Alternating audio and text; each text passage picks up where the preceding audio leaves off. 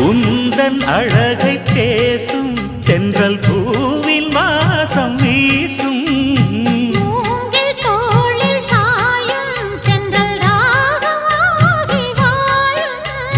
கலையும் கூந்தல் கோலம் சொல்லும் மோக பூங்கதை